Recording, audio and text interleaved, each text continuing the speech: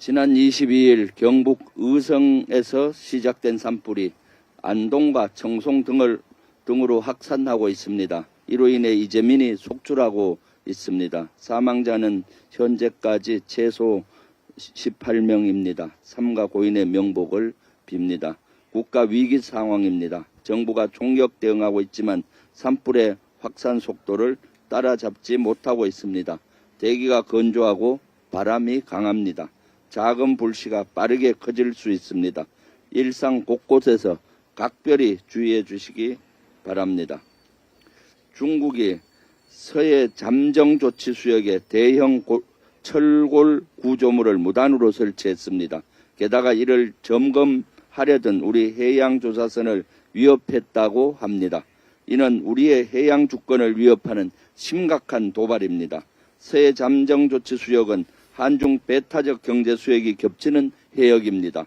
양국이 충돌을 방지하고 수산자원을 보호하기 위해 설정한 구역입니다.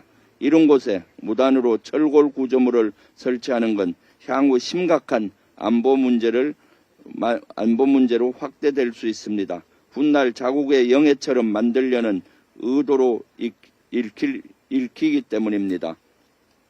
실제 중국은 그동안 분쟁 수역에 인공 구조물을 설치한 뒤 무력으로 상대국의 접근을 막았습니다. 필리핀, 베트남과 영유권 분쟁이 있는 남중국해에는 인공섬 3곳을 군사 요새처럼 만들어 놓았습니다. 윤석열 정부는 이번 사안에 대해 즉각적이고 확실하게 대응해야 합니다. 국제사회와 협력을 강화하는 등 다양한 대응책도 시급히 마련해야 합니다. 그런데 국민의힘은 이를 놓고 문재인 정부의 안일한 대응이 사태를 키웠다고 주장합니다. 명백한 가짜 뉴스입니다. 문재인 정부 당시 SBS 보도입니다.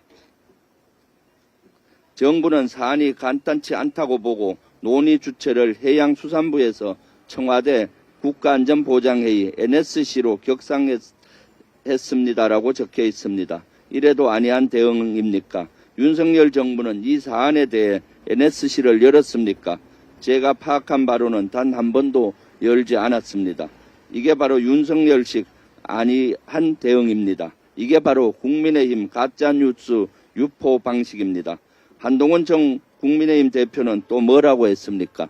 민주당을 향해 서해 구조물에 대한 분명한 입장을 밝히라고 했습니다. 뉴스 모니터링도 안 합니까? 민주당 지도부인 저도 그렇고 민주당 대변인도 이미 입장을 냈습니다. 한동훈 대표는 남 탓하기 전에 팩트체크부터 하시기 바랍니다.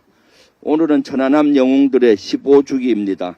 국민과 함께 추모합니다. 나라를 지키다 희생한 영웅들의 뜻을 기리기 위해서라도 저와 민주당은 중국의 서해 구조물 설치 문제에 대해 좌시하지 않을 것입니다. 국회 차원에서도 시급히 진상을 파악하고 필요하다면 현장 점검을 추진하겠습니다.